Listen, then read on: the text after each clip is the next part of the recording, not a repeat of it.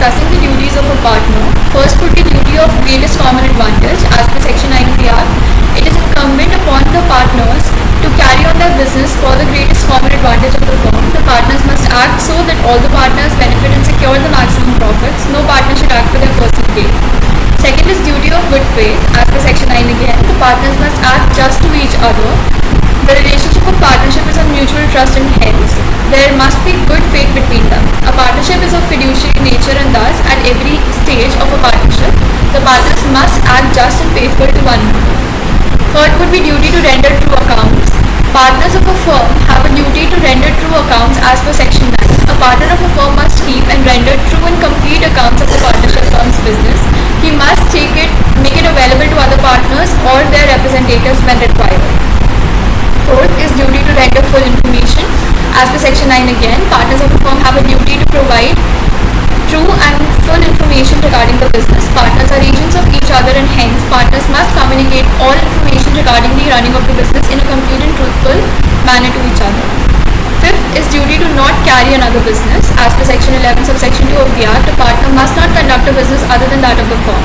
Partners can restrain one another from carrying on another business provided that such restraint is reasonable. Sixth is duty to act diligently. As per Section 12 subsection B, a firm's partner must act diligently in the business. Seventh would be duty to perform without remuneration. As per Section 13 subsection A, every partner must perform and attend to the firm's business without expecting remuneration. There is a presumption that all partners are to work for the common advantage of the firm. Next is duty to share losses. As per Section 13 subsection B of the Act, partners must share loss in the proportions as provided by the agreement. If the agreement does not provide it, it must be shared in proportion that they share the profits. Next is duty to indemnify for willful neglect. As per Section 13 subsection F, a partner shall indemnify his firm for any of the losses caused to it due to his willful neglect during the course of the business. Willful neglect refers to an act that is deliberate and intentional. Next is duty to not assign his rights. No partner can assign his rights in a partnership firm to a third person in order to make him a partner. Another is duty to act with an authority. Every person has to act within the authority that he has conferred upon him as per the partnership agreement. Next is duty to account private profits. Section 16 subsection A provides that no partner can use the partnership firm's property for private use or use any profits derived from the partnership business for his own advantage.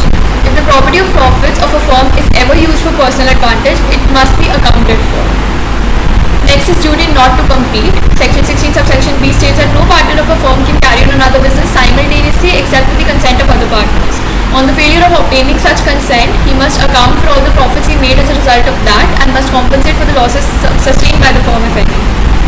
Lastly, there is duty to properly use the firm's property. Section 14 and 15 of the Act provide that the property of the firm must be used solely for the purposes of the firm's business and not for private purposes. The term property of the firm covers all properties and rights and interests in a property originally acquired by the firm for the purpose of running the business. The goodwill of the firm is also a property of the firm. And that brings me to the end of this video. If you have any queries, you can post them in the comments. Thank you.